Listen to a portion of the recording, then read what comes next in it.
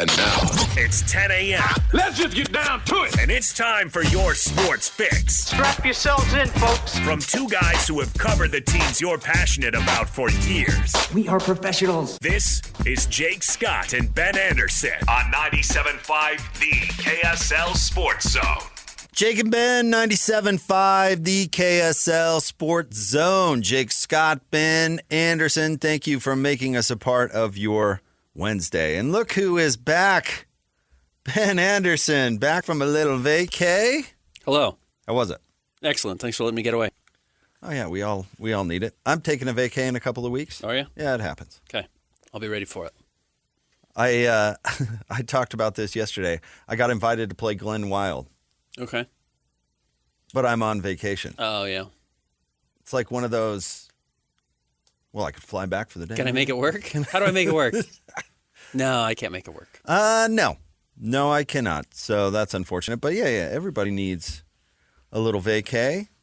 And it's just different when you're a superstar radio host like Ben Anderson because everybody notices when you go on vacay. Sure. But we got through. As usual, usually you leave me with just a desert. Right. Usually there's no news. There's no news ever when you go on vacation. It's just a coincidental thing. This time it was a really horrible combination of no news, but also the biggest, worst news. Correct. So it was a topic that nobody likes talking about that also dominated everything because there's also at the same time nothing else going on. You're talking, of course, about the civil suit against Jake Retzloff regarding a sexual assault allegation. Not my favorite topic. Not an easy topic to discuss. Not my favorite topic. Yeah. I thought we handled it pretty well. Mitch has really been hitting home runs on KSLSports.com, so I would rather be me than Mitch, honestly. And we talked to Mitch on Friday, and we talked about how this is breaking news in this job is the most fun time. Like when stuff is happening and you're talking about it and it's fresh, or you're, in your case, Ben, maybe you're breaking the news yourself at KSLSports.com or whatever the case. Those are the most fun days. Yeah. It was that on Wednesday and Thursday. It's Thursday for us, I guess. Yeah.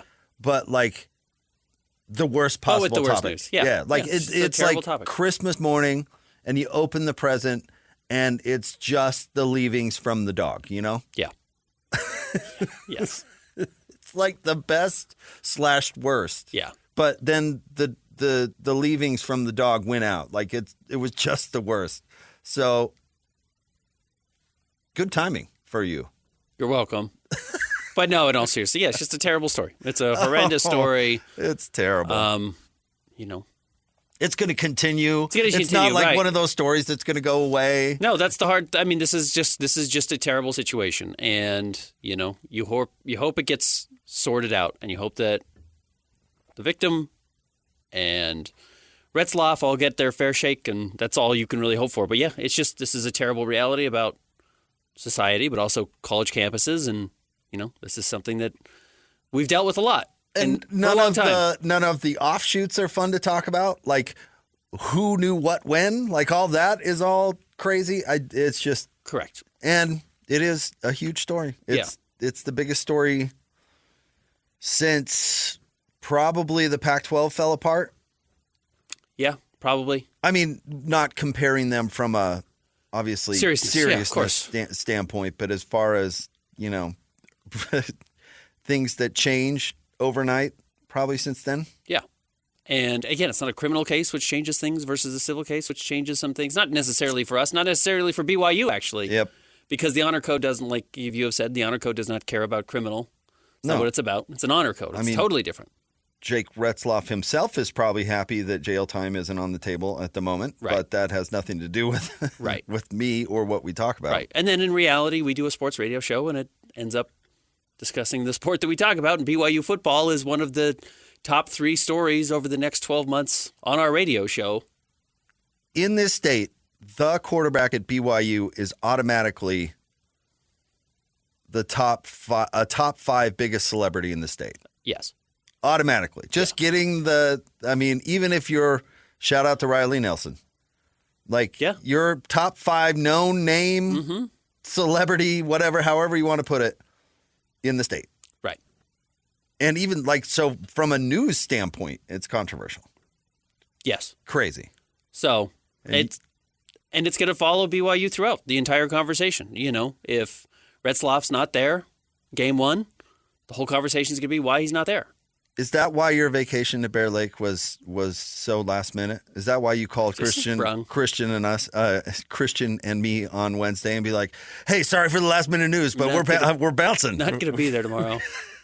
No. I crashed my car, and now I'm out of here. Still dealing with that headache. But anyways, yeah. You love insurance, people. Yeah. I got to figure out if I can get a rental. Anyways, borrowing mom's car is always a fun thing. But yeah, so then, the story inevitably will shift towards what does BYU do now? And I'm not sure we're quite there. Obviously, every BYU fan has thought about it, and every football fan here in the state of Utah has thought about, okay, what does BYU do if Jake Retzlaff's not out there? Just don't know if we're quite there yet in the cycle of this story because it's so early. Because this report came out Wednesday night, right? Wednesday night the report came out. So we gotta parse through some things. There's a police angle to this story that isn't fun to talk about. There's an honor code angle that's not fun to talk about. Title IX angle. Yeah, all that stuff. Yep. None of it is good. Yeah, at all. For anyone. Yep. Anyway, we're very glad that you are back. Me too. And we're really glad that sycophantic Knicks fans like Christian Esparza are unhappy today. Christian was defending the Knicks yesterday. Oh. What was the angle? Well, I said they suck, and he disagreed. They're good. I don't think they're great, and I think they're showing that they're not great. And I guess the question is, are the Pacers great? We know Tyrese Halliburton is great. Among players I expected to have a breakout welcome to the NBA performance, which is probably unfair to Tyrese Halliburton because he was in the conference finals last year, but it did feel a little weird with all the injuries that allowed him to get there, and they really didn't put up a great fight against the Celtics and felt like an also-ran. Now they're in a driver's seat to end up in the finals, but Tyrese Halliburton is playing as well as anybody has in the postseason. Oh, he was amazing. It was amazing last night, he obviously. He didn't have a turnover. Yeah. He had the ball the whole game. And 32, 15, and 12? Yes, and 0 turnovers. First player ever to have 30, 15, and no turnovers in a playoff game. No, he's a true offensive juggernaut. And, if you went back to the beginning of the playoffs, we probably circled some faces on the Houston Rockets as far as potential breakout players.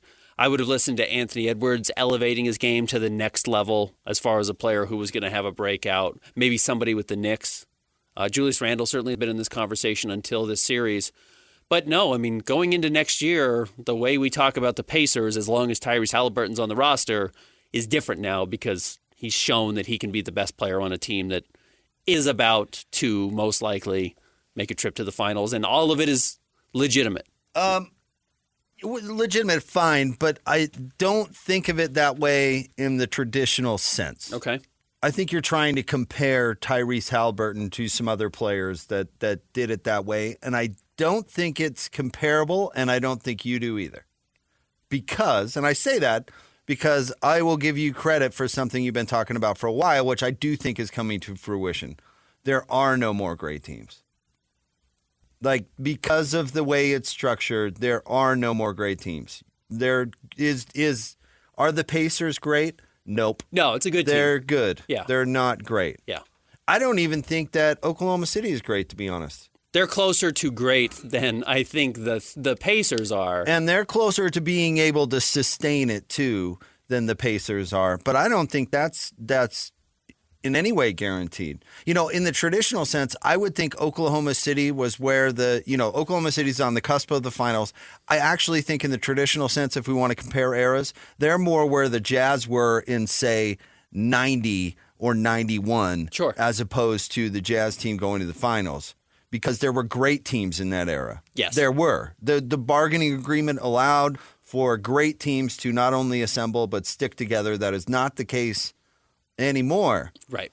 And so I think Oklahoma City is good, not great. They're still flawed. in my opinion, although they're a really, really good team. Super talented, sure. Does Tyrese Halliburton compare to Isaiah Thomas? I don't think so. Okay.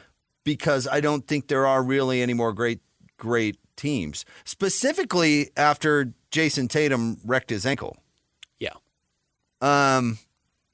So I don't think that's fair actually to Isaiah Thomas, and honestly, I don't think it's fair to Tyrese Halliburton in a weird way. And you're talking about Zeke, old Isaiah Thomas. Yes, that one. Yeah.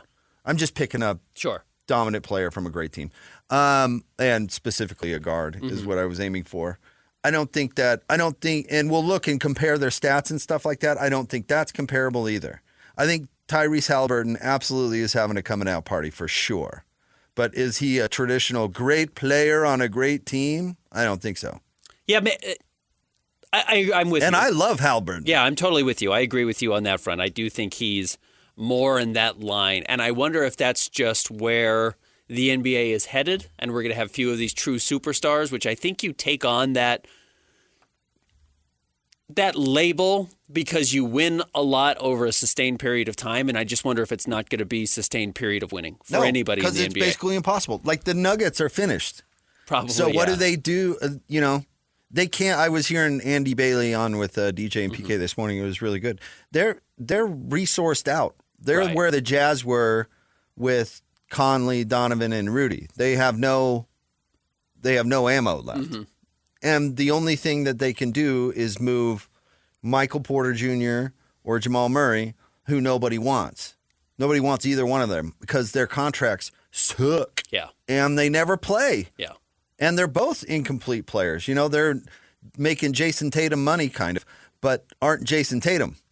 You're not automatically winning a trade by putting them on the trade block. No. In fact, you're going to have to fix something to them to get off their contracts, which they don't have.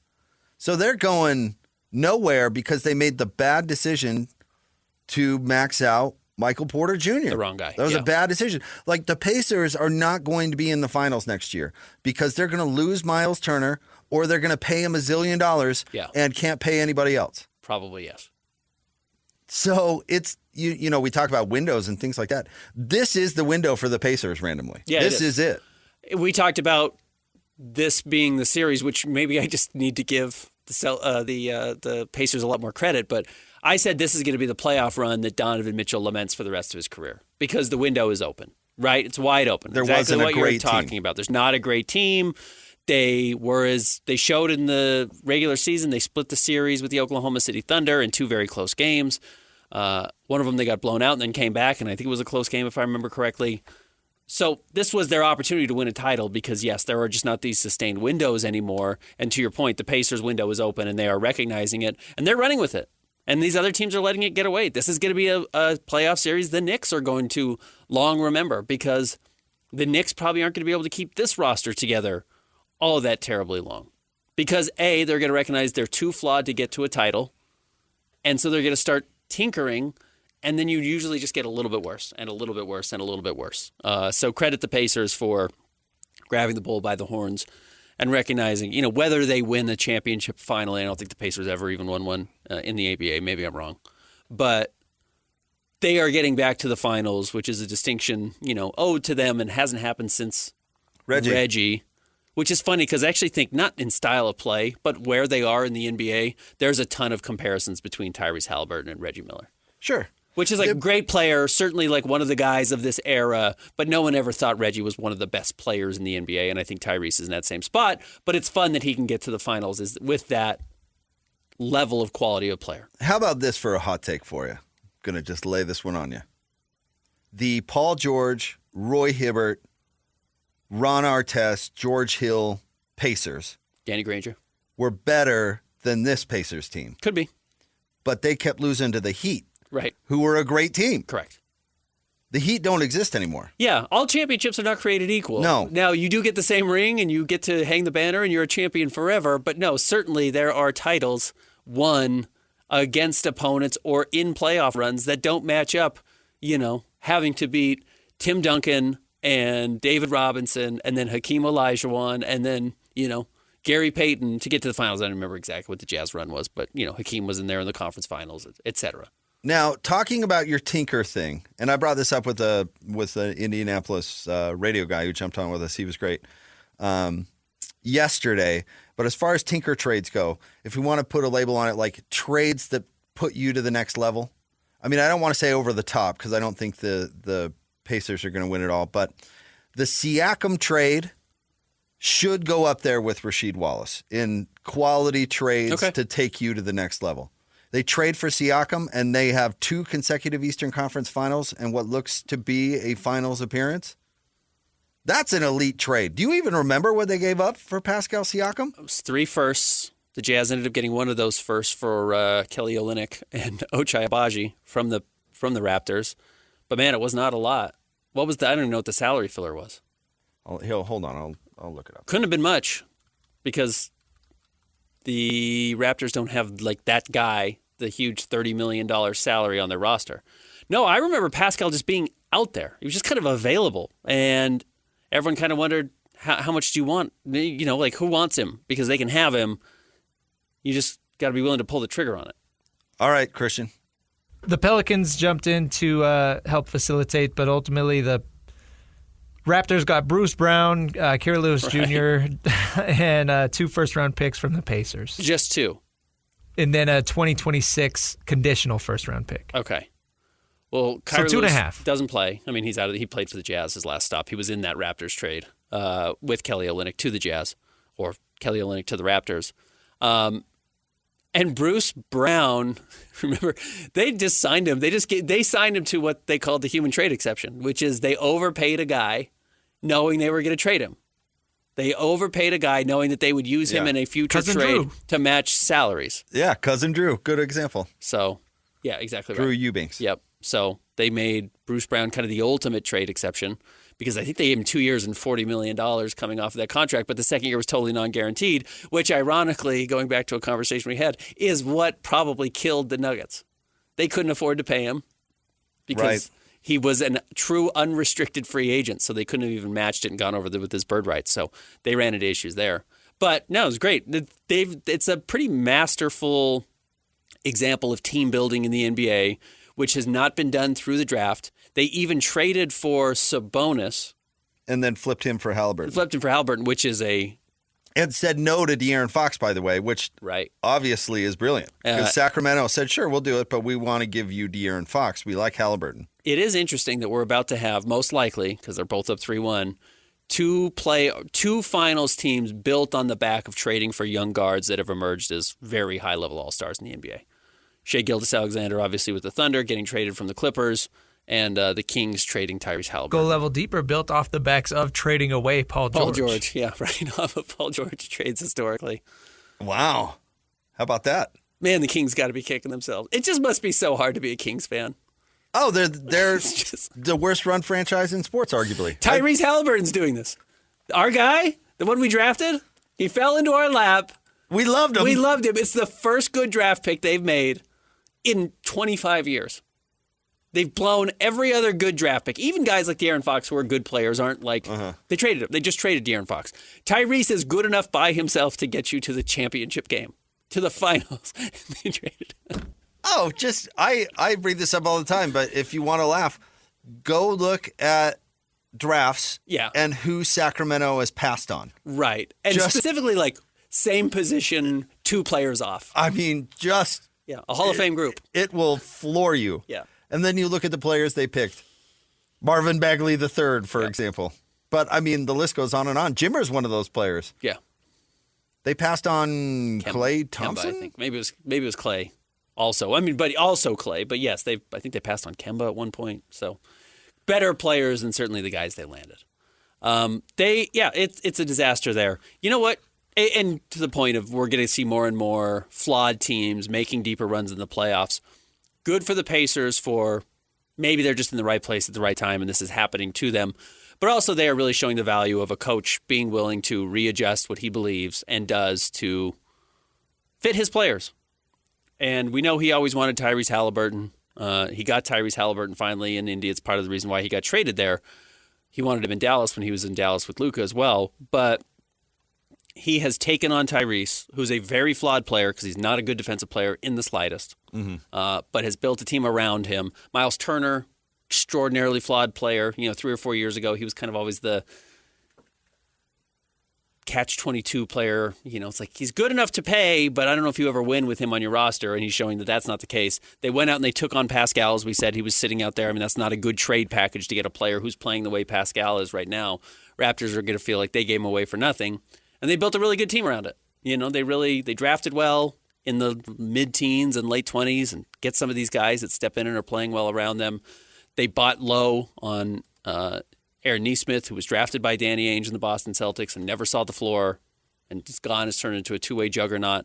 But they've just done an awesome job building that team, and that's fun. And again, if I was a basketball fan, specifically a small market basketball fan, I'd be loving this. Yeah.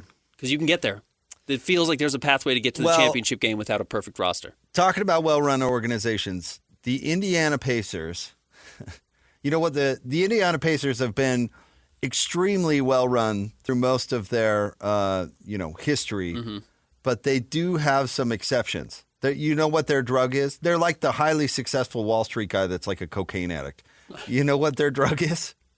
Larry Bird. Yeah. They have been extremely well-run, and then they keep hiring Larry Bird. Now, How do we get Larry? Larry Bird, the coach, fine. Yeah. Larry Bird, the exec, awful. Awful, yeah. Awful, so bad, and they hired him twice. Yep. That's their cocaine problem. And his name's Larry Bird. In retrospect, you look at his coaching staff, again, when he was with the Pacers, and his number one assistant, I believe, was Rick Carlisle. It's like, oh, yeah, he was the face. Larry was the face, and he had... We knew who was doing the coaching. He had incredible coaches around him. He had a superstar coaching staff built around him to help that team get to the next level. Not a good GM. Danny Ainge, not a good coach. Good GM. Very good GM. Yes. Can we talk about the game itself coming up next in the top three stories? Because there was one possession that was the most hilarious possession I've ever seen. All right, we'll get to that coming up next. Jake and Ben, 97.5, the KSL Sports Zone. Ladies and gentlemen, may I present... This is JJ and Alex. Tim Reynolds joining us on the program. He writes for the AP. It's 11 conference champions in the last 7 years, too. 11 out of the 14 have been different. So not only has there been a change in who wins it, there's also a change in the teams that get there. I mean, we've had a new CBA and rule changes within it. The aprons, they changed a lot of things for a lot of teams. It's really tough for teams to get good now from the middle. You've either got to bottom out or you've got to get super lucky or you're stuck in the middle. I think it's great that legitimately 20 of the 30 teams can honestly say we have a chance. The NFL doesn't have that. Major League Baseball doesn't have that. It's great for the league because the league didn't have this for a while. Now we just have new things to complain about. We complained about how boring it was when it was Cleveland Golden State every year. Now we just complain about other stuff. Catch JJ and Alex afternoons from 3 to 6. Presented by G2G Bars on 97.5, the KSL Sports Zone. It's time to break down the biggest stories of the day. This is the top 3 stories of the day on KSLSports.com. On 97.5, the KSL Sports Zone. And Halliburton got it in. Toppin for 3! Toppin for 3! It is the Jake and Ben Show. Time for top 3 stories of the day at KSLSports.com, brought to you by J. Brooks Jewelers. Cherish your love with J. Brooks Jewelers. Explore their expertly crafted engagement rings made from the finest materials. J. Brooks Jewelers. All right, Christian, where do you want to start today? Number 1, the Pacers, as you just heard there. They go up 3-1 last night. Thunder are up 3-1, and they have a chance to close it out today. All right, Ben, I'm going to start broad, and then I'll get specific on that one possession that I found hilarious. I don't believe that NBA referees fix games per se. Okay. I don't believe in the broad conspiracy that Adam Silver puts on his sunscreen and then walks across the street to the union office for the NBA officials and says, guys, we need to get the Knicks to the title or the Lakers or whatever. I do not believe that. I don't believe in those types of conspiracies, mainly because there's too many people involved, right? You can't keep that kind of thing secret. However, I do think referees are bad at their job. And I do think they're flawed, sometimes sick people. Okay. And little personal vendettas and things like that that we call makeup calls or we excuse with that sort of language. But I believe that stuff seriously exists. Okay. Right? And, I think of our friend Gordon Chiesa, who would say he could pick who was going to win the game, or he knew whether or not they were going to win the game based on the refereeing crew. Yeah. And he's saying that, to kind of prove a point. And it's less corrupt than you think, because he's basically saying, we knew what Carl was going to be able to get away with. Right. Or John was going to be able to get away with based on who was officiating the officiating crew, right? Yeah. Well, I don't know what the Knicks did to upset this particular officiating crew, but in the fourth quarter, Ben, there was a single possession that where the Pacers had the ball, where there were 3 fouls called on the Knicks in one possession, and it put the Pacers in the penalty. 3 fouls With is a lot. 7 minutes and 52 seconds to go, the Pacers got put in the penalty because of 3 fouls on one possession. And let me tell you, Ben, and I'm sure you noticed this too, they were the 3 most egregious calls I have ever seen. I mean, just egregious. And it was like, okay, all right, somebody said something that got under someone's skin.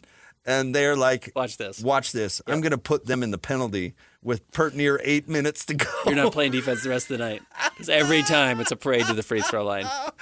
Oh, I was dying. And I don't think that is the NBA fixing the game for the Pacers. Sure. I think that, but I do think that possession was personal. But yes, Jalen Brunson or Tibbs has been a little too mouthy. And they're like, I mean, honestly, this is why what Rudy did was so dumb when he complained about the officials so publicly. Yeah. And we remember that game in Houston where he got a foul on the tip-off. Like the soonest time they could call a foul on Rudy, they called a foul. Right. And then they called another foul on the very first possession. And then Rudy got himself kicked out of the game and did the tennis racket to the water cup. To the water cup. Yeah. Because he ticked off the officials and made it personal. Yeah. And I think players should absolutely think about that stuff. I can't believe Chris Paul gets any calls. I can't believe they even blow the whistle for him at all. Because it's somebody said something that refereeing crew was like, okay, well, you just lost the game with your mouth right there. Because watch this. It was 4 total fouls. 4 total, in but 3 12 seconds, I think. Yeah. But 3, I think, in one possession. Maybe it was. Maybe the 4th one was in that. I think the 4th might have turned the ball over. Okay. And then 3 consecutive on defense. That might have been it. So, yeah. anyways, Egregious calls, too. And it put Josh Hart in foul trouble. He had 4 fouls at that point. Didn't he end up fouling out? And he ended up fouling out. Yeah. Very tough. Very tough. Tough for Knicks fans. Who cares about them? Christian's crying, but I don't care about that. I don't care that Stephen A. Smith had a bad morning. Bing bong. It's going to be another rough exit for the Knicks, and we'll see if they can get back here. They're going to feel like they can. This might be their best run with this group. I'm not sure. Don't you just want to shave Tom Thibodeau's head? Well, I wonder if he's going to take a shave in by way of a job. Actually, he's going to get replaced by another guy with famous hair. I think Michael Malone might end up taking that Knicks job. You think Mike steps in? I think Michael could. Yeah, I think that might be the not logical, but at least that might be the direction they go. Who's his agent? We should find out. Yeah, we should. If he's a CAA guy, I'd buy into that. And then tonight, the Thunder have a chance to close out the Minnesota Timberwolves, and I kind of suspect they're going to. Right, they're back in OKC. Minnesota had the huge Game 3 win. I thought Minnesota played well in Game 4. But this is the type of game where we find out if Chris Finch is a good coach, and I have been questioning that lately. Okay. And we can dive further into that. But the way that he's played the chess match in this series has just been terrible. Yeah. So we find out if he has his team ready to go and with a decent game plan. Because I don't think Ant is 1, 2, 3 Cancun guy. No, I agree. We look at where Tyrese Halliburton is and the level he's taken. Ant is every bit as good a player as Tyrese Halliburton. In fact, better and, better on both sides of the ball. And Tyrese isn't great every night, so don't want to pretend like Tyrese is pumping out 30 And he plays in the East, which is doubles. different. It is different. Ant does need to figure out how to be a little less all or nothing. And not that he was nothing on Saturday night. He still had a fine game. He's just got to figure out what the consistent thing he's going to bring every night is. So his special nights are really special, and his great nights he's still giving you, 21 points and 8 rebounds and 5 assists and playing great defense. And he doesn't do that yet every night. He hasn't quite figured out how to bring it every night in the playoffs. But he's young. That's part of his developmental process, and he'll learn from these mistakes this year. All right, what's next?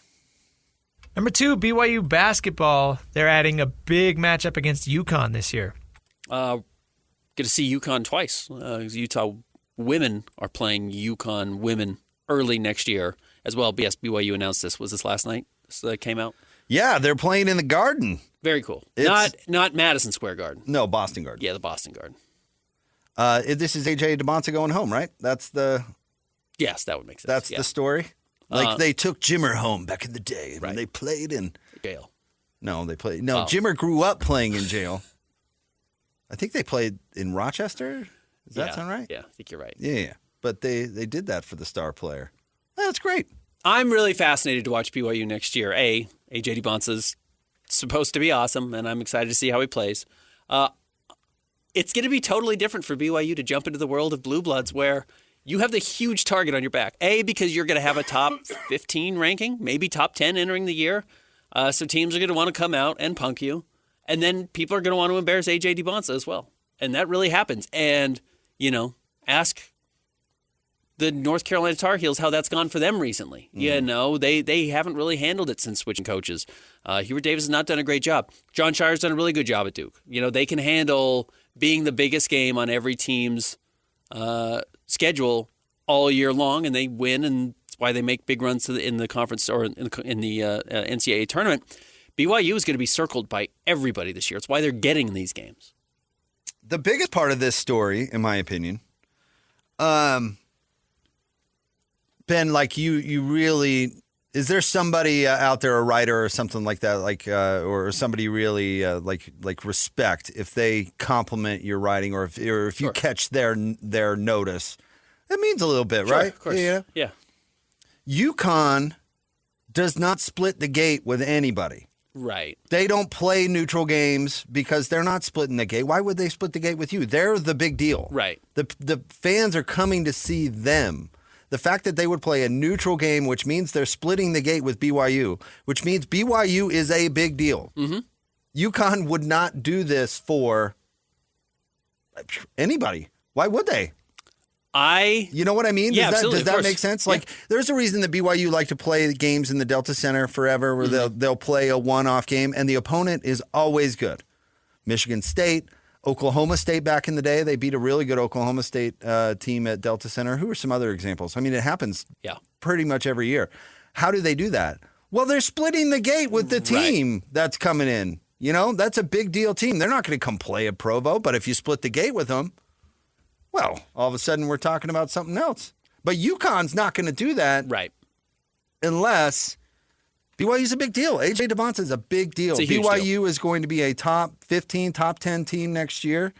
And this shows the kind of weight that BYU's throwing around at the moment. It's pretty wild. I think, personally, spending money on NIL as a booster is the stupidest way any human being can spend money right now. I think it's absurd. I think it's ridiculous. I think it's a little bit embarrassing. Regardless. What about Arby's gift cards? Sure. Whatever. Legoland, whatever you want to do. It's insane to me. It's a weird thing that people would cut $1 million check for a player to go play for a team that they're not technically affiliated with. However, if you're BYU, this is exactly the value of it. And this is why you should have no shame going and asking everybody for money all the time, because this type of game you can't get any other way. Yeah. BYU could be the 5th-ranked team in the country. If they don't have AJ DeBonta on their roster, they're not getting this game. Nobody wants to play BYU for BYU's sake, with all due respect to BYU. But you go out and you get a celebrity, you get a face that people want to see on the basketball court and is going to draw eyeballs and sell tickets, and people will go to that. People are going to go see AJ play. People are going to tune in to see AJ play, and it's great for BYU. I don't get what the donor gets out of it other than saying, oh, I did that. That was my doing. I brought him here. But this is great for BYU. Yeah. Even if it's goofy for the donor. So good for BYU for benefiting from that. Because this is going to be awesome. UConn is, I know they didn't win it last year, but back-to-back champs. They're like arguably the biggest name in college basketball right now. Yeah. BYU also playing Villanova to start the year in Vegas. A chance to play Miami, right? Clemson. Like, they're in all these awesome tournaments. Like, it's going to be a great season for BYU from a marketing standpoint. My question is, can BYU fans get in Dan Hurley's head? Can we get him? Can they get him? Can we see a big outburst that goes viral again? I'd love to see it. I forgot about his because they lost to Florida in the tournament, and who was he talking to? Boston College or something? Yeah. Don't let him do you the way they did us. Yeah. What? Oh, I wish he'd just retire. He is what the are you worst. Talking about the refs. Forgot about that. Florida won the title. I forgot about that. Absolutely. Hopefully they don't screw you guys like they screwed us. Okay. Oh, he's a maniac. But I'm excited for this game. All right, what's next? Number 3, the Utah Mammoth announced this morning that they are signing 2 of their top prospects. Daniil Boot has not been signed yet, but according to our own Cole Bagley, he is going to sign an entry-level contract. And then Dmitry Simashev did sign his 3-year entry-level deal today, according to all reports, which gives him a chance to get promoted and play next year with the main team. I don't know if it means they're coming to the AHL to play with the Roadrunners, but has a chance to see these guys, and these were both top 10 picks. Simashev was 6th overall. I have to look at where Daniil Boot was drafted. But again, it's a reminder this team is still very young. They're still bringing in top 10 picks through their pipeline, and this doesn't include Tij Ginla or whoever they draft with the number 4 overall pick this year. Boot was 12th. I'll tell you this. Boot has the potential to be a fan favorite for his name alone. Okay. There is so much potential there. Yeah. I mean, people chugging beers out of boots. Sure. It's spelled B-U-T. But it's Boot. But it's spelled but, not but double T. But yeah, pronounced Boot. Oh yeah, Das Boot. Yeah, there's so much potential. Yeah, there's a lot there. Amazing potential. Yeah. Marketing department over there. You need Boot on the team. But it's a reminder. I mean, and again, we don't know if we're going to see these guys. Who knows?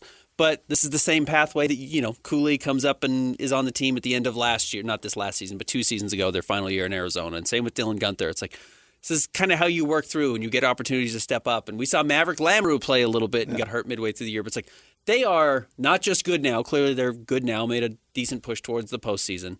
They have their $20 million to spend in free agency to bring in depth or a star. And then they're just backloaded with all this young talent who's coming up the pipeline. Like, it could get really exciting and really good really quickly. So it's a cool opportunity and cool situation for them to be in. But I'm trying and failing. Hung up on boots. To mix a boot in there. Yeah. No, it seems like the recipe for success. And we talked about this when they got the team. We're going to have to get used to the development speed of hockey because it's way different than basketball. It definitely resembles baseball more. I mean, prospects that get drafted and then play in the NHL in their first year, it just doesn't happen. Right. And usually it's 2-3 years to work your way up the system, and that's just how development in this sport works. And part of it, I'm sure, is your physical body. You got to put on weight. I mean, those hockey players are missiles out there. And huge missiles. Simashev 6'4". This goes back to Bill Armstrong liking the big dudes. And somehow fighting is tolerated in this sport. So you can punch each other.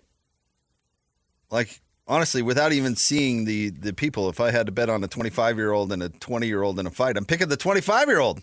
Sure. Still can't believe fighting is not only it's encouraged, allowed, but it's encouraged. Yep. Like, this is in society that's not the case. You know what I mean? But somehow get on the ice. You get on the ice and it's good. Green light. Why didn't you arrest that guy? You just punched him right in the face. Oh no! In this area, it's fine. I guess that's true in boxing or MMA too, I suppose.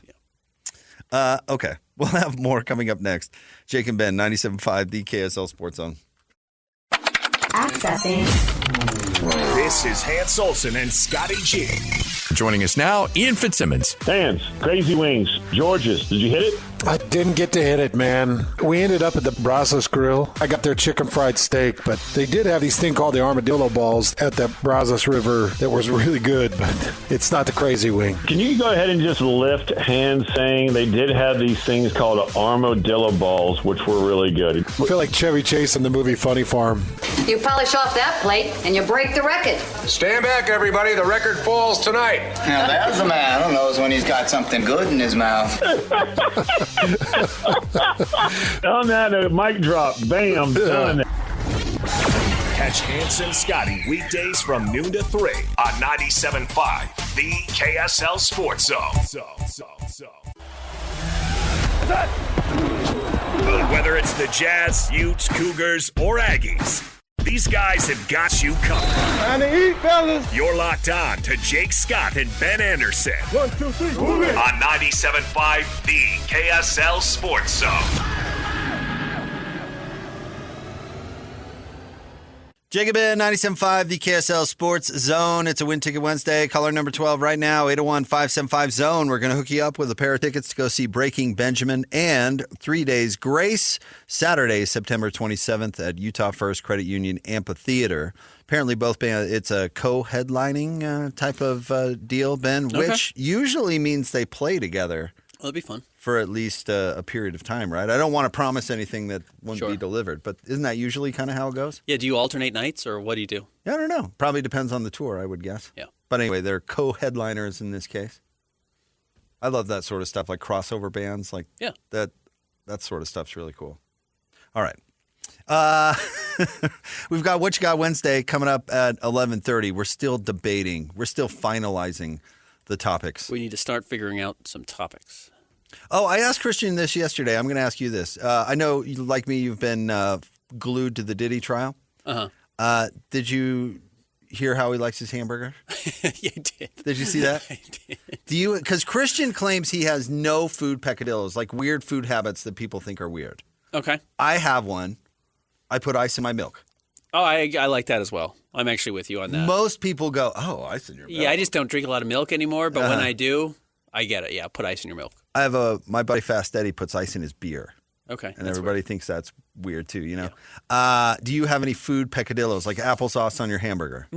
No, not quite to the Diddy level. Now, there are two, really? Nothing? I'll do pineapple on pizza, which I know people think is crazy. I might eat it a couple That's common enough, yeah, though, that right, all the pizza to the point where it's a it. thing. Yeah. Yeah, it's called Hawaiian pizza, and everyone knows what you're talking about when you do it.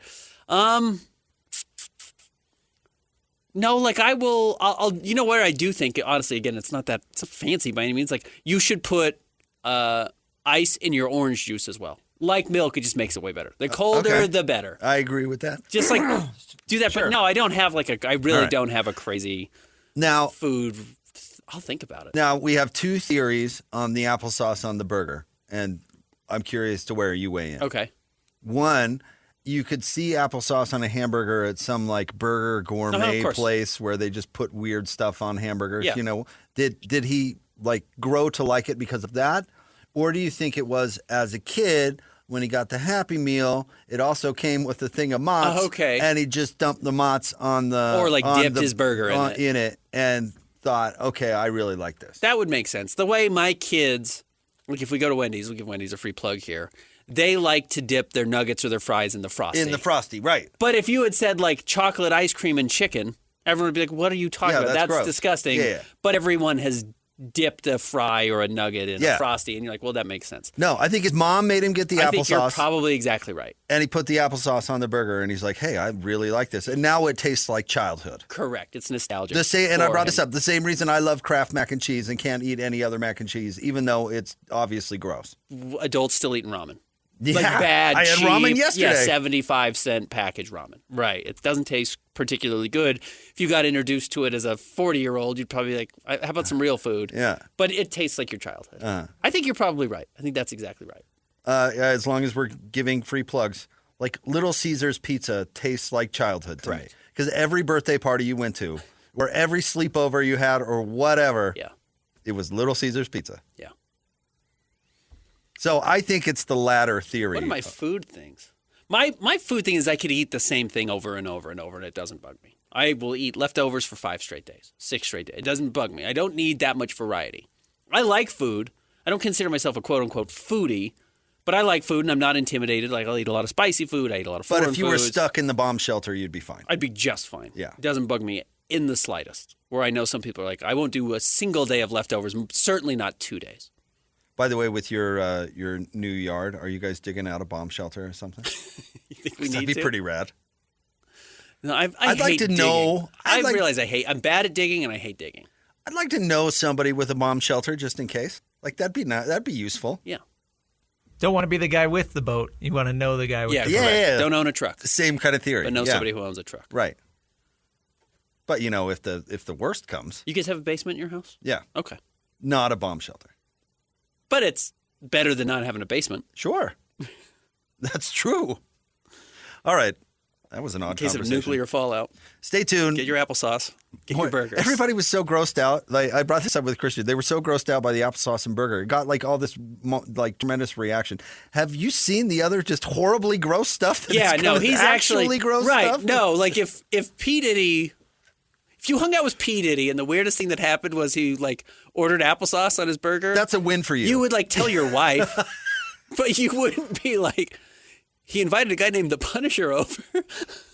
Oh, his poor personal assistant testified yesterday that he was just at home minding his own business, and Diddy and Cassie pulled up. And Diddy had a gun, and they put the personal assistant in the car and said, "We're going to kill someone. We're on our way to kill someone." Right. Can you imagine that personal assistant is probably like, "Nah, dude, I thought I was just managing your calendar." What? No. I came here to schedule meetings. Why did you pick me up? Yeah, right. I don't have anything to do with any of this. W-2. I thought I was booking your lunch with Jay-Z next week. I didn't think I'd become an accessory to an attempted murder. Yeah. Didn't go through, by the way. But did not. Kid Cudi wasn't home when they showed up. They were going to kill Kid Cudi? They were going to kill Kid Cudi, yeah. Cassie had tipped him off, Kid Cudi. Oh, good for Cassie. Well, she was playing both angles because she was in the car to go to kill Kid Cudi, but had called him previously. No, I just felt bad for the personal assistant, honestly. Absolutely. That's just some young person who's like, wait, you mean I could work for Diddy? Yeah, sign me up. Next thing you know, you're riding shotgun on the way to commit a murder. There's a burger ad on TV right now, and I can just only imagine putting applesauce on there. I get it. I actually do get it. I'm not going to try it, but you're right. Like, they put peanut butter on burgers. They put fried eggs on burgers. They put all kinds of stuff on burgers. The burger world has gotten weird. Yeah, it has. And you know what? A fried egg on a burger is pretty dang good. So's peanut butter. Yeah, right. Like, it works. Stay tuned. More next. 97.5, the KSL Sports Zone. Who's got it better than us? Nobody! Your home for the best sports coverage in Utah. You're listening to Jake Scott and Ben Anderson on 97.5, the KSL Sports Zone. Jake and Ben, 97.5, the KSL Sports Zone. Jake Scott, Ben Anderson. Thank you for making us a part of your Wednesday. I think What You Got Wednesday is coming together. I kind of like where we're at for the sports one. Okay. Not sports. We may need to dig a little bit. We could also do the opposite of what we said for the sports one. I think we've done that. Have we? The worst ones? No, I don't mean the worst ones. We'll talk about it. We can talk about it during the break. Okay. All right. We can The get things to it. we're excluding from the sports one, we could say we're actually only drafting the things that we were excluding. But that would be hard to get to 10. Anyways. Okay. I got what you're saying. By the way, I did not do this. I guess it would have been yesterday, and I meant to, but we have some corrections and retractions that were really urgent for one particular listener. Okay. We had somebody email somebody. Another one of the contact us emails got sent in, and this person was basically saying that Jason Lee is not a Scientologist anymore. Okay. He's left the church. And this person he wanted Jake to understand that because Jake brings it up. Because Jason Lee is a listener to our show, apparently, and wanted to clarify. I don't know.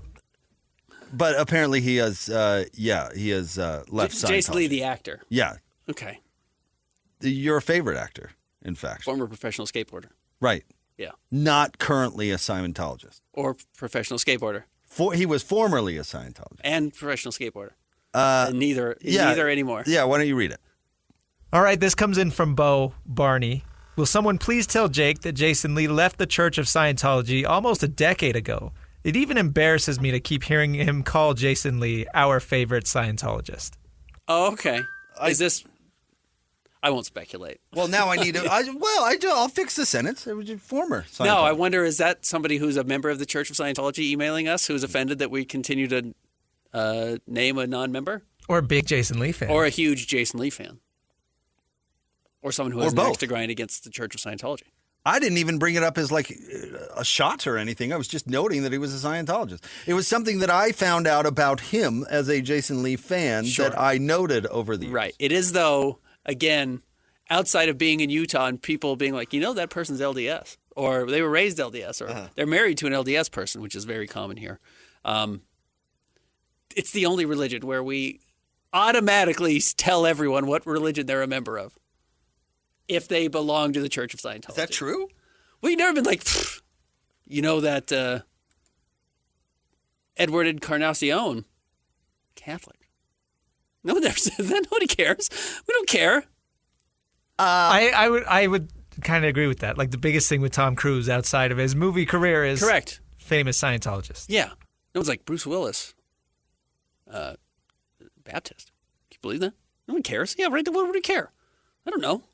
I accidentally walked in. There was a Church of Scientology building in Sugar House when I was younger, and I accidentally walked into it one time because I didn't know what it was. And they're like, "This is not for you." I was like, "Okay, thank you." But it was like 10 years into Jason Lee's career before I found out he was a Scientologist. I didn't necessarily. That's the point of the observation. Is I had no idea Jason Lee. Sure, because it doesn't matter what religion people are. If I found out that Tom Cruise was like a snake handler or something, I would take note of it.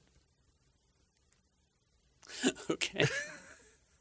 Or if Bruce Willis, to your point, was a Baptist, well, that would raise my eyes. I have no idea. I have no idea Bruce Willis was a Baptist. Right. Idea. I think that's why people, when you find out somebody is LDS, it's notable. It's notable because we have close personal ties. Oh, I think other people note it. I would think so as well because it is a younger religion. The world knows Steve Young is a Latter-day Saint. You're right. It's part of his identity. But I think that's to the point where it's become a thing where we identify it as part of someone's identity. We don't necessarily do that with everyone whatever other Jack religion. Kennedy was a Catholic. Sure, and that was a bigger deal then. Everybody knows Joe Biden is a Catholic. Sure. I have no idea what Trump is. Mitt Romney, everyone knew. Everyone knew. That was the thing about him. You're right. Actually, and it did not work in his favor in that particular election. Correct. Which is absolutely unfortunate. So maybe that's your point, that if we're making judgments based on these associations. That's 100% my point. That is unfortunate. There seems to be a stigma with the Church of Scientology. I recognize not. That's not what you're saying. But to the point where somebody would write in an email and be like, I just want everyone to know Jason Lee's not a member of the Church of Scientology. It's like, I don't care if he is or he isn't. It doesn't mean anything about the person, right? I don't care that Tom Cruise is or isn't. Or who was the lady that was on Everybody Loves Raymond, right? Wasn't the wife? The Leah Remini. That was the wife on King of Queens? The fat guy, yeah. King of Queens. John Travolta. Okay, yeah, right. There's a list, though. Christian has a list of the 10, members of the Church of Scientology. Well, it's more than 10. Sure. How many are on this list? I'm looking at a list of celebrity members, and there's like 30. 30, yeah. It's not that many. But they have like a celebrity center, right? Don't they have like a separate celebrity church? I have no idea. Maybe. I honestly don't know. But anyway, somebody was upset that I didn't know that Jason Lee had left. We're going to get another email. Scientology. Yeah. 10 years ago. Let's keep it up. I like this. Yeah, I do too. It's holding me accountable in front of the entire company, which is awesome for me. Everyone likes that. The firing line. I also like that knowing that our bosses are like up bosses, 4 removed, C-suites, don't listen to our show every day. Their only understanding of what we talk about on our show must be insane. Well, yeah, there's some boss's boss. If my name ever came up in a conversation, they're now going to go, you mean the bozo who didn't know Jason Lee left Scientology? The guy who's always yelling and is mad about everything and thinks he's smarter than everybody else in the room also has an axe to grind against Scientology. And doesn't like guys named Russ, apparently. It's tough. It's a tough business. People make assumptions. I thought it was a sports show. No, Scientology you have to do it. It's not. But yeah, I love this new thing, the comment feature. It's great. It's it's terrific. Ben, so I'm assuming you think the one part of the conference final will be set after tonight's game? Yeah, you go back home and you go to OKC. It's a notoriously pretty tough place to play. And I don't think the Timberwolves are all that imperfect. And we've been talking about imperfect teams, but I do feel somewhat validated. As impressive as Minnesota looked their first two series, they dominated the Lakers, beat them in 5. Dominated the Warriors, I think beat them in 5 also. That we said the one hang-up is that those are really little teams in the front court. Uh-huh. And Julius Randle and Rudy Gobert are going to feast on those teams. And they did. And Rudy Gobert does he play?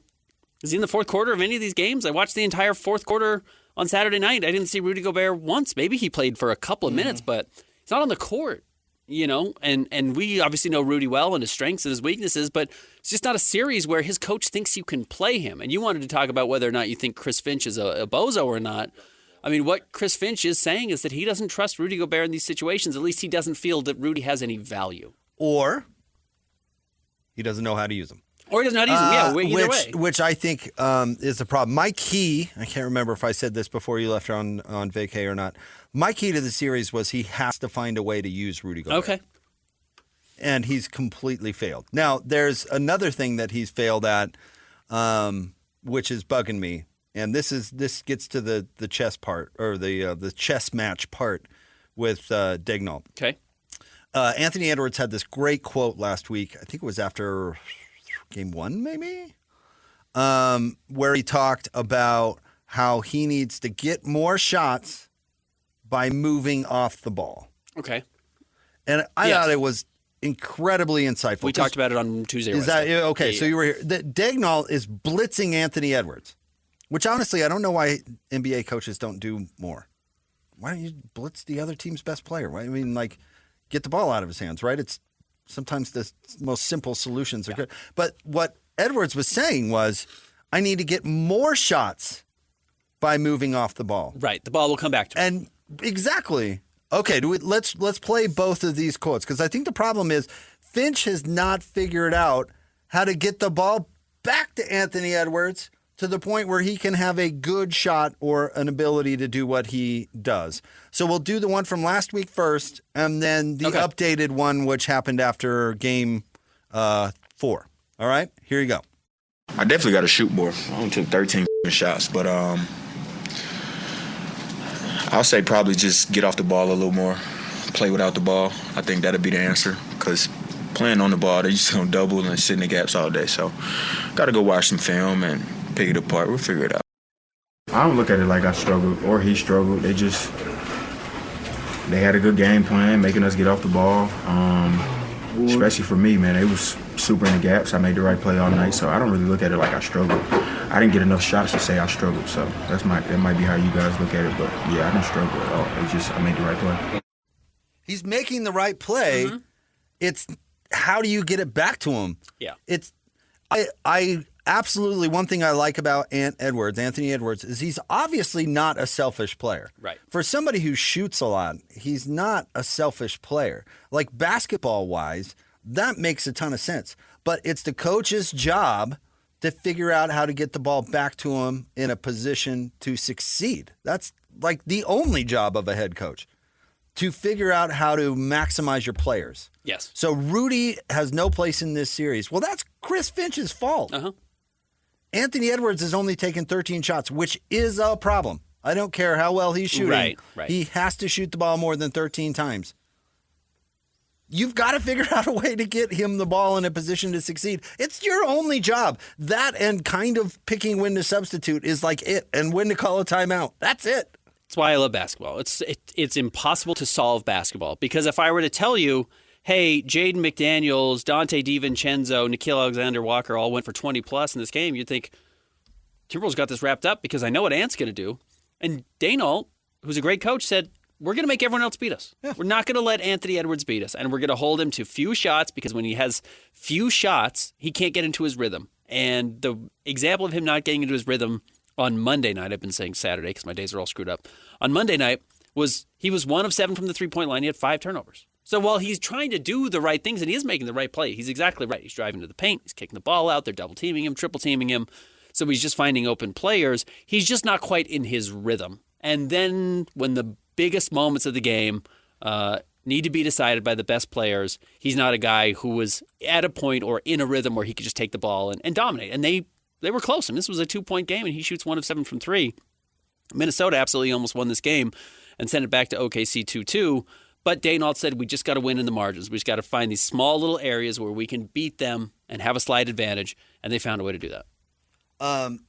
Britton told me a great anecdote about Rick Majerus, and I can't remember which player he was barking at. I don't think it was Britton. It might have been a young Britton, but it was somebody who was young on the team, and they took kind of a selfish shot, and Rick Majerus blew the practice dead and started, getting after him a little bit and said, listen, do you think I want you taking that shot, or do you think I want the 6'10" All-American taking a shot? Right. Pass it. Right. was basically his right. So if you look at that game, you mentioned Nickeil Alexander-Walker, and you mentioned Dante DiVincenzo. Here's where I disagree with you. Between those two, they took 26 shots. Right. That's 12 too many? Yeah. 10 too many? No. Do I want you taking the shot, or do I want the 6'4" All-NBA first-team guy taking the shot? So figure out how to get the All-NBA guy a shot. You're exactly right. It's why I say basketball is impossible to solve. Because, look, if you go to the other side, you flip the coin. You go to Shea and you just look at his ugly stats. Well, he was also only 2 of 7 from 3. I said Ant was 1 of 7. That's not a huge difference. And Shea Gilgeous-Alexander was 13 of 30 from the floor. 30 shots is a ton. And he had 5 turnovers. So he had a super high usage rate. He had 10 assists, credit him. But he had a super high usage rate. That means the entire team, the ball's not flying around. He's not beating you that way. And he didn't shoot above 50%. He had 5 turnovers, so he wasn't flawless by any means. However, in these games, sometimes it can't just be about like the theoretical right play, which is Nickeil's open and he shot well, so it's good. Or Dante DiVincenzo's open and he shot well, so it's good. Sometimes I do think your star actually does have to get some of these touches. But the hard part is you turn into Donovan Mitchell if you're not careful. But how do you get the touches? That's the point. Right. And Shea is beating his guy. Anthony Edwards is crashing into double teams. So maybe that's another thing Finch needs to figure out. You know? Yeah. And I don't think he's proving himself as a good coach in this series. And OKC has a better roster. They do. They have better defensive players. They have better ability to do that. But he is also utilizing his guys in the right way. And clearly, I don't think you've necessarily got overwhelming proof that Finch has figured out how to get the balance that he's looking for. Because I would tell you, I promise you, you get Chris Finch honestly, this is not the balance he wants. And you know what? We can even take it a step further, which is the second best player on the Thunder is Jalen Williams, J-Dub. He was 13 of 24. He got 24 shots. That's a ton. A ton. That's exactly what they want, though. They want him taking shots. That's good for the Thunder. He's their second best player. Timberwolves' second best player so far in the postseason has been Julius Randle. He had 7 shots. He shot 1 of 7. Yep. So you've got to figure out how to get him more better shots. Who's Nas' counterpart for the Thunder? Probably Caruso? Yeah, probably Caruso. In 33 minutes, which is a ton, which, by the way, is 4 more minutes than Na. How many shots did Caruso take? Not many. 7. Yeah. 7. Yep. Because you know who you don't want taking 15 shots? Your backup point guard. Right. That's not his role. Even if he's shooting fine. It doesn't matter. Right. That's not his role on the team. Caruso, 4 of 7, 2 of 5. You're like, great. That's a really good night from Caruso. It's Rick Majerus yelling at Britton or whoever. Yeah. Do I want you shooting it, or do I want the 6'10" All-American shooting it? Right. The 6'10" All-American. Right. But Rick didn't give Keith Van Horn the ball and say, dribble into a double team until you get a shot. It's you get Keith Van Horn a shot. Right. It's like being on a bicycling team with Lance Armstrong. He's the one who gets to win. Yeah. You get to do all the work. Right. He's the one who At gets the to end, win. he's That's going across his the role. line. Yeah. That's why nobody in the NBA likes their role, unless you are Shea. Yeah. It's because you're there to support someone else. So I'm sure Na loved taking 15 shots. Right. Oh, but you know who They're else not loved your it? shots. You know who else loved Yes. it? The Thunder. Exactly. The Thunder were like, great. Every time. Go get them, Na. Fine. Beat us. Yeah. Go ahead, Nikhil Alexander Walker. Beat us. Knock if yourself you out. beat us, we'll tip our cap to you. But Ant's not going to beat us to the point of doubling him, getting him off the ball, and seeing if he can get it back. And they're saying, we don't think you can get it back. And they've done a good job of making sure he doesn't. Daignault looked at the 13 shots and said, wow, it worked. This is it. Yeah. This is why we play the way that we're playing. Yeah. Because, by the way, Shea gets off the ball, too. You know what I mean? He does. And then the ball comes back. Yep. So, no, it's been a fun series. It's a good series. I know it's probably going to end in 5. And then the big question for the Timberwolves is, what do they do next? Julius Randle, I don't think he's going to opt out of his contract, but he's had a hell of a series. Maybe he does. Maybe he says, I want to hit free agency. I don't care where I play. I don't care if I win, but I want to get a huge contract, and I don't know if I'm going to get it next year in Minnesota, so I'll opt out, try and get more money now. All right, stay tuned. We've got What You Got Wednesday coming up next. My favorite / least favorite part of the week. Okay. Straight ahead. 97.5, the KSL Sports Zone. Take the Zone with you wherever you go. Download the KSL Sports app to get live streaming of your favorite shows. Downloading. Download the latest podcasts and get all the latest breaking news on the teams you can't live without. Everything you need delivered right to your phone. Let's go get them where we can get them. Just search KSL Sports on your app store of choice. Download it now. The KSL Sports app, presented by University of Utah Health.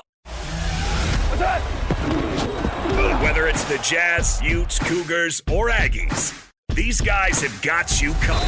Time to eat, fellas. You're locked on to Jake Scott and Ben Anderson. 1, 2, 3, move it. On 97.5, the KSL Sports Zone.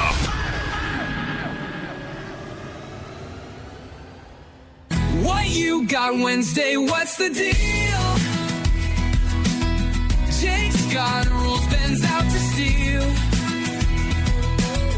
Bozo takes their spinning around. Flush it down, flush it down. Jake and Ben, 97.5, the KSL Sports Zone. Want to remind you, join Hanson, Scotty G coming up today at RGS Exteriors from noon to 3, 4235 Farm Road in West Jordan. It is time for What You Got Wednesday, where Ben and I, if you're new to the show, go head-to-head, 2 5-selection drafts, 1 sports-related, 1 not, and then we put it out to you folks for the vote. Who won last week, Christian? Last week, conference finalist starting 5. Ben won a close one, 51-49. Lame. And then best cheers characters, Jake, you won that one, 56-47. You got Cliff. I don't remember. In honor of George Wendt, the late great. Okay. What is our sports This is really tough. What is our sports related topic today? I get the first pick. So as I understand, we're doing best Utah Jazz draft picks, right? Yep. Now here's the parameters. There are several caveats.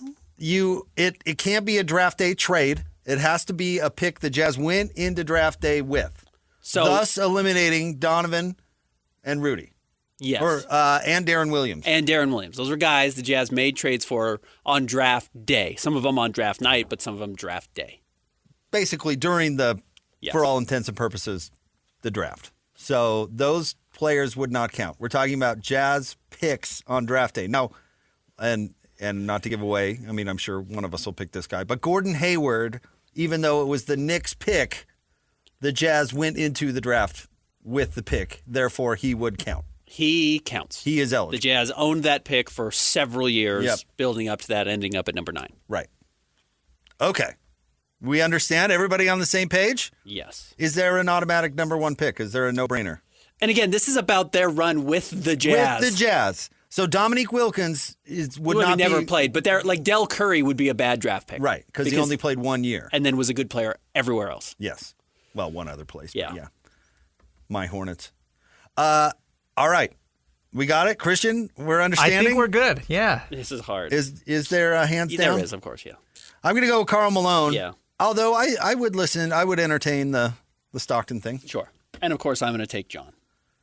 Not to... Now, from there, it does get a little more complicated. And I'm going to go with...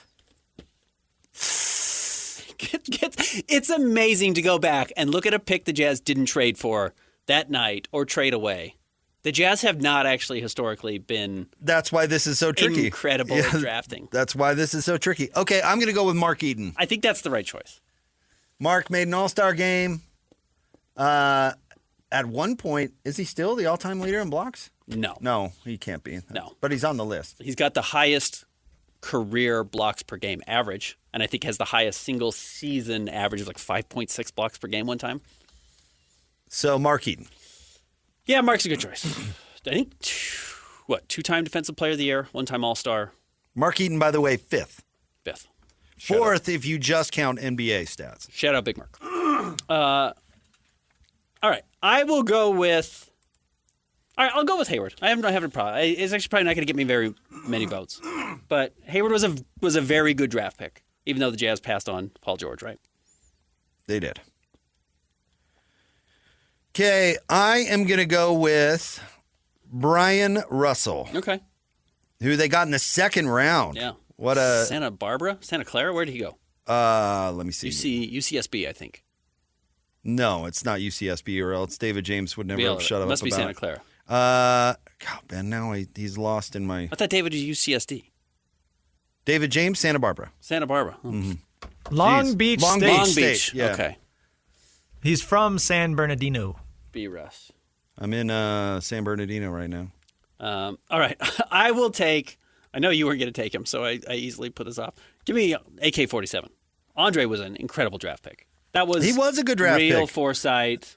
Listen, I don't hate Andre Karolinko. He's just not as good as everybody remembers. That's all. He was a fan favorite, and he was kind of more of a detriment than he was a help most times. And he was the old maid in the league. He did become the old maid, certainly for the Utah Jazz, yeah. Andre Karolinko, though. But everybody thinks he was just magic, and that was never true. He was 17 when they drafted him, came over when he was a little bit older. Oh, some of these, this is just a futile exercise. Some of these drafts were just so bad. Yeah. The Jazz really don't have, as much as you like to think, like, well, the Jazz have historically done pretty well. It's like, kind of. I don't know if they've done better than most teams. I'm going to take my guy, throw Big T. Bailey. Yeah. Great draft pick. 7th pick out of NC State. Yeah. Really skyrocketed up draft boards because of his run to win the championship and beat Houston. And it was a good player. Yeah. All right. I'm going to take the highest draft pick in Jazz history. I'm going to take Darryl Griffith. Yeah. Honestly, I probably should have taken him earlier. That's a good value pick on your part. He was a very flawed player. Zero defense. At one point led the league in career three-pointers made, which I didn't realize about him as he's so known as a high flyer and a great dunker. But was the NBA's all-time league leader in threes made. All right, I'm going to take another second-round pick, Ben. Okay. Paul Millsap. Okay. He was on my list. We have gone... I put 9 names on my list. The only one I didn't have was Brian Russell. And so we're going to go chalk, yeah. You went Millsap. Brian was incredible for a second-round pick. Huge hit. No doubt about it. Yeah, that was a great selection. He was a 3-and-D guy before that was even a thing. He was ahead of his time. Again, this is where it gets really thin, and that's why I'm taking this player. Eric Maynor. I liked Eric. I liked VCU. Walt Palmer. Jazz fans would be shocked to go back and look. Eric Lechner. No. And actually, this guy may have been better. I'm going to go with C.J. Miles. Another who was in the Darren rounder. Williams draft. That ended up being a really good draft. I would not have picked C.J. You know what? The Jazz have done way better in the second round over the years than they have in the first. They have. And you know what? They've had a bunch of lousy first-round picks. That was the curse of having John and Carl. Yep. You had a bunch of picks in the 20s. You weren't supposed to get good players then. Man, I would have taken a lot of players before C.J., though. That was a miss. Tag? Ostertag, probably. Shandon Anderson? C.J. Miles is probably a better player than Shandon Anderson. No way. Yeah. No way. And played for the Jazz for like 8 years. Blue Edwards? Blue Edwards was the one I would think that was the one because he made an all-rookie team. You got Dr. Duncanstein late. That was a mistake on my part. You shouldn't have been able to get that value. You probably should have gone Griffith at 3, Thurl at 4, because I was going to take AK-47 3.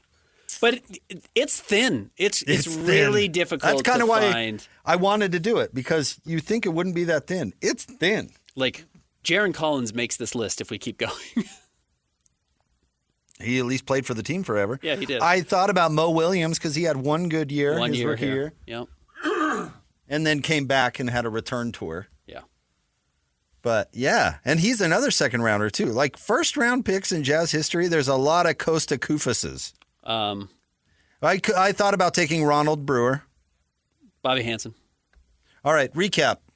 Jake, you had the number 1 overall pick. You went Karl Malone, Mark Eaton, Brian Russell, Thurl Bailey, and Paul Millsap. Ben, you went John Stockton, Gordon Hayward, Andrei Kirilenko, Darryl Griffith, and C.J. Miles. It's not terrible. But again, when you take the draft night trades, which good for the Jazz, they made good draft night trades off the board. Did you know Quincy Lewis was the 19th pick? Oh, Sasha Pavlovich. I remember that year. That was the first NBA draft I guess I could call it covered, but the first NBA draft of my sports career. Sasha Pavlovich and Mo Williams. Was that the LeBron draft, 03? Yeah. Yeah. Man, 04, I remember that draft night, too. That was a real stinker. Chris Humphries, and the Jazz had 3 first-round picks in 04, and they picked Chris Humphries, Kirk Snyder, and Pavel Podkolzin, who they traded to Dallas. Yep. Baby Shaq. No.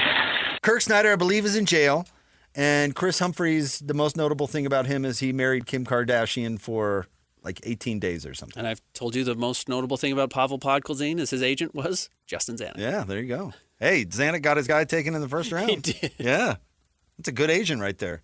It's like my guy Max Urgul. Yeah, I'd hire him immediately. We're not going to let you see him play at all. He's huge. Ennis got a max extension. Think about that. From Oklahoma City. Ennis, who neither one of us even considered for a second drafting in this thing, got a max rookie extension. Correct. Hire that guy's agent immediately. Absolutely. All right. What's our not sports? Not sports today. Mission Impossible is in the theaters, so we're going to go best spy movies. Ben, you have the number 1 pick. I have the top pick. Oh, man. And we're not just going franchises. We're doing by individual movie. Actual individual movie. Oh, man. I didn't want the number 1 overall pick. Is there an obvious choice? No, there's not.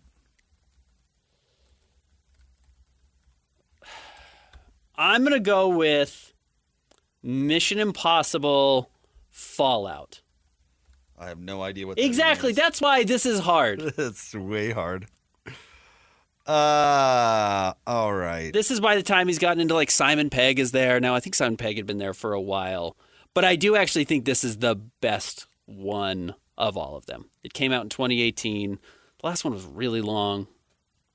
Anyways, it's going to be tough. All right. I'm going to go. By the way, that's Mission Impossible 6. It's the 6th one. All right, Ben. I'm going to go. I feel like I've got to go Bond here. But do I go with. Because the best Bond is Sean Connery, but that's probably not the Bond movie that will get the most votes. I can tell you honestly, I've never seen the old Bonds. Oh, they're great. I don't think I've seen anything pre-Pierce Brosnan. That's not true. They're not all great. But I'm going to take Dr. No. Is Dr. No the bad guy in it? Yeah. And James Bond, that's a Connery James Bond. Dr. No. Probably, like I said, not going to get me any votes, but whatever. Yeah, this is a very tough one. I'm going to go just because it spawned the video game there. I'll go with GoldenEye. Just a dreadful movie. But yeah, everybody remembers the video game. Pierce Brosnan was a particularly bad Bond, in my opinion. I'm kind of with you. What did you took Dr. No? Yeah. Okay, I'm doing this for pure votes. I don't even like this movie, but Austin Powers. I think Austin Powers is a good pick. I definitely would have taken it. Which one? The first one, I guess. I don't care. He's really selling this. Whatever. I couldn't care less. Good job. All right, you know what? I'm going to take a movie I really do like, and it's silly, but it's a spy movie. Give me True Lies. True Lies is great. Okay. All right. I'm going to go with a movie that I actually like that probably no one else does, but whatever. I'm going to go with Bob Redford and Brad Pitt together at last, Spy Game. I've not seen it. You've not seen it? It's good. Must be. People are kicking down the door to send suggestions in for this one. Man.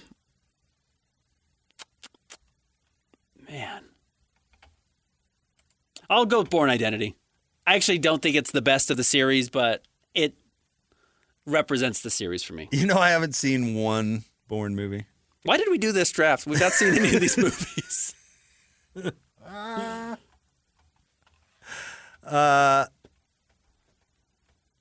All right, I'm going to go with this next movie, which I do think is a good movie, and I like for a really funny reason, but Argo. Argo's good. Even though Ben Affleck's in it, it is very good. Alan Arkin is always good, but I watched this movie with my wife who knows Farsi. Uh-huh. And you know how there's a bunch of like background talking in lots of scenes, but Sure. you know, whatever. Like Sure. when in this particular scene, when they're trying to escape in the airport and there's people around them talking, my wife translated all of the background like conversation for me, which I don't know, added a level of interest for some reason. But Argo.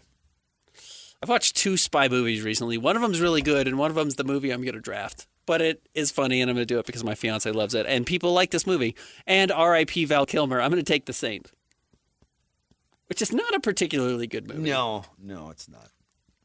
All right, for my final one, I'm going to take one of my. This honestly is a top 10 movie for me, Okay. but I don't think very many people have seen it. But Tinker Tailor Soldier Spy. It's kind of a bore, but it is good. It's amazing. Yeah. What's his name? That actor that everybody loves who was Bane? Gary Oldman. Or no, Gary Oldman is in it. He's the star of it. But what's that guy?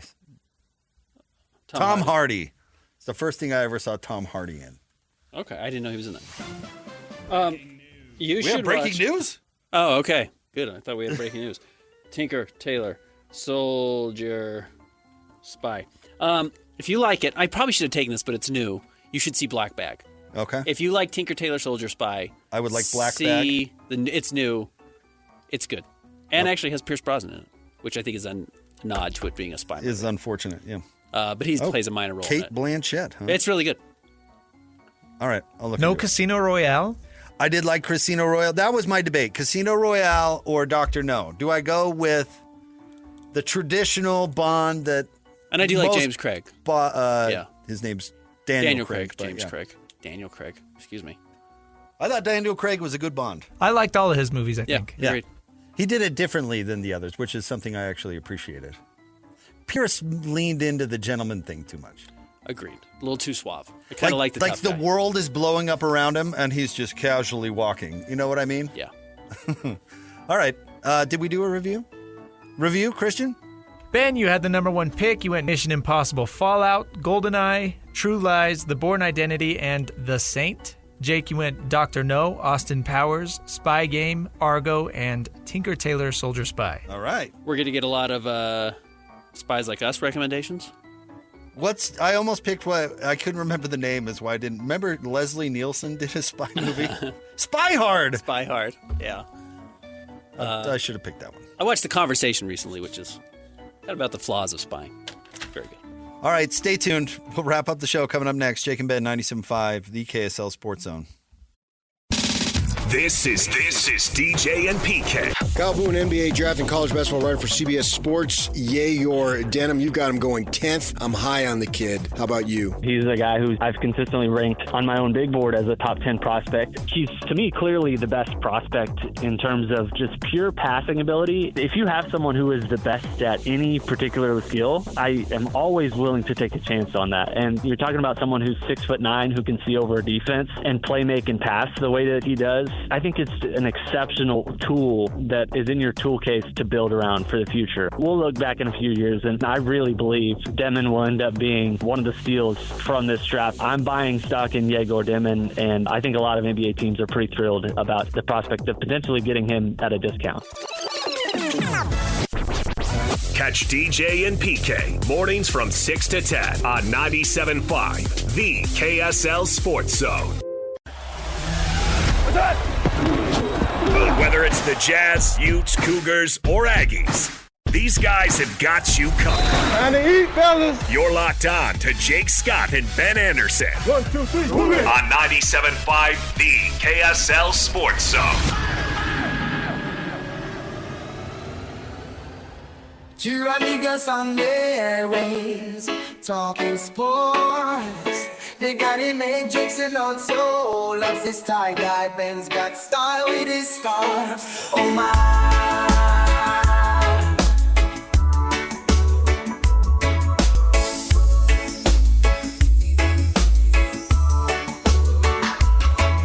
Jake and Ben, 97.5, the KSL Sports Zone. Jake Scott, Ben Anderson. You know, sports has really got to be careful with that. Ben and I were just talking about streaming and what streaming has done to the movie industry. You know, people have been predicting that sports would go to streaming for 15 years now. Yeah. 10 at least. You know, going back to when the Larry Scott negotiated the first Pac-12 TV deal and kept all the streaming rights as opposed to selling them to ESPN, which seemed like a wise thing at the time, but ended up being a complete blunder because they never capitalized on it ever. They never made a cent off of those rights because they were convinced that streaming was going to bully out over-the-air television tomorrow. And almost the exact opposite happened. Whereas sports makes even more off of television because television is, you'd think, okay, TV is dying, so they're going to have less money to pay sports, and thus these streaming rights are going to be extraordinarily valuable. Well, the truth is that sports is propping up TV, so while Days of Our Lives is getting less money, sports is actually getting more money because these companies are desperate to keep the cash cow because they don't make money on streaming. They make money on network rights. They make money on selling to the mouse. Right. You know what I mean? Yes, absolutely right. We were talking about why it's hard to rent a movie now on Amazon or however you rent, Apple, whatever you do, why it's hard to pay the $4.99 or $9.99 to rent a movie when that used to be built into your budget every week because you would go to Blockbuster or Hollywood Video or Top Hat or whatever and rent a movie. Oh, I remember Top Hat. That was a rad store. You would go rent it. And I guess the difference is, A, we do like just like leaving the house. It feels like a little bit of an event.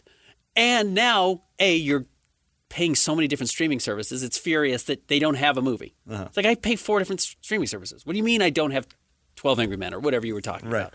I have to rent it now on top of that. So, A, I'm being cut 4 different ways versus I went to Blockbuster and that's what they had and that was my option.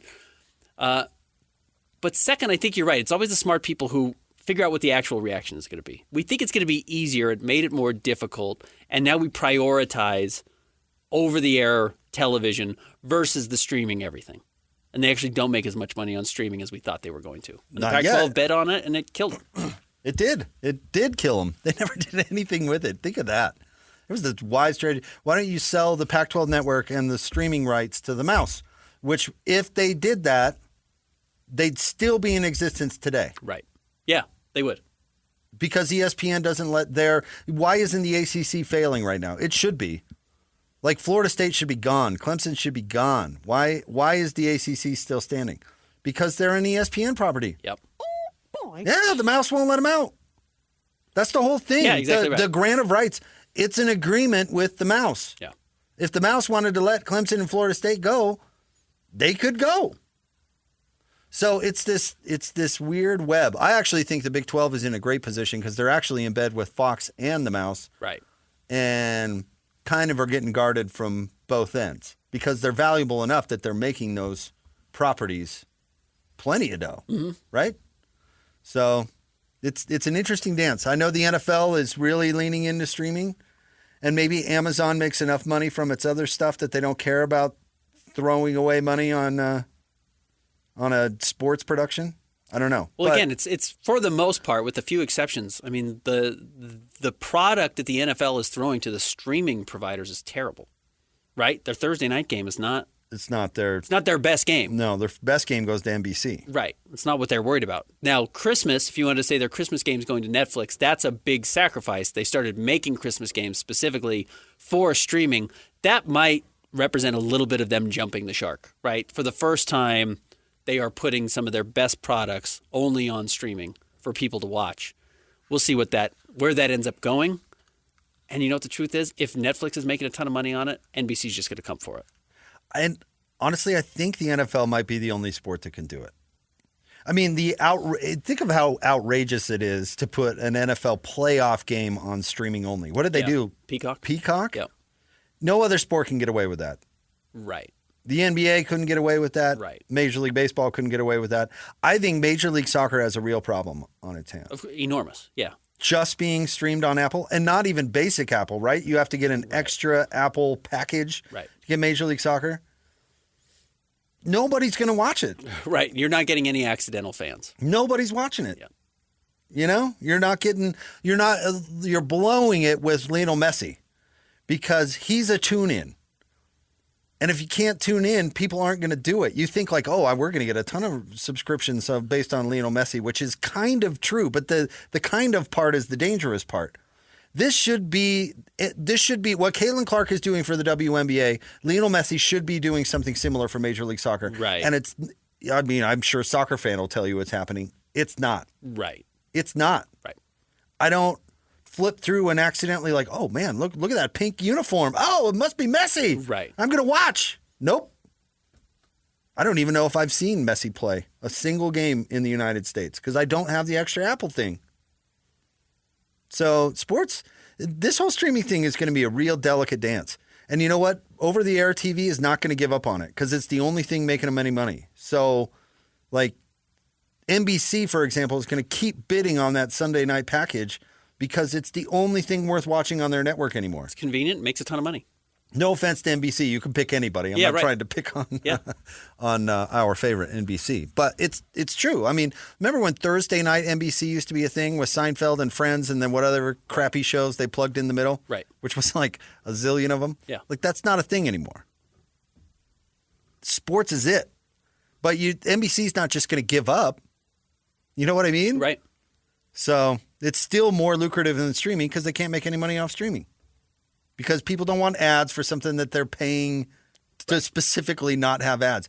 Netflix kind of ruined it by not having ads at the beginning. Right. Then there was never that. Now nobody expects there to be ads. Now nobody expects ads. And hey, I do it when an ad all of a sudden pops up when I'm on Amazon or something like that. I'm like, this is outrageous. Paying for this. But accurately, you're paying for it. Yeah. You're just being cut. Too many bites. Too many little bites here and there. And you know what? These streaming services can plug ads into sports, which is another thing that they like. So maybe they can make it lucrative. I don't know. But honestly, streaming has ruined a lot. Did we get any reactions from the draft? Oh, let's see. Colton says Casino Royale and Skyfall should be on the list. Best Daniel Craig Bond movies. I did not care for Skyfall. I really liked Casino Royale, though. I liked them both. I'm with you. I liked all the Daniel Craig, James Bond. The guy who took over for where was the real bozo? It was either the second or the third guy who played it. It was just awful. And Bond? He only did one movie. Oh, did he only do one? I think so. Let me look it up. Because what have there been 4, 5 now? Must be 5. Let's see. It's more than that. Daniel Craig, Pierce Brosnan, Sean Connery, Roger Moore, Timothy Dalton, George Lazenby, David Niven, and many? Barry Wow. Nelson. Okay. No. I should go back. I should go watch some of the old ones. I think it was Lazenby that was the real bozo. Or maybe it was Moore. I have no idea. No, people like Roger Moore. Do people like Roger Moore? People like Moore? Roger Moore. People like Sean Connery of the old ones. No Lazenby fans out there, huh? Apparently not. Hans and Scotty are next. Jake and Ben, Thanks, 97.5, the KSL Sports Zone.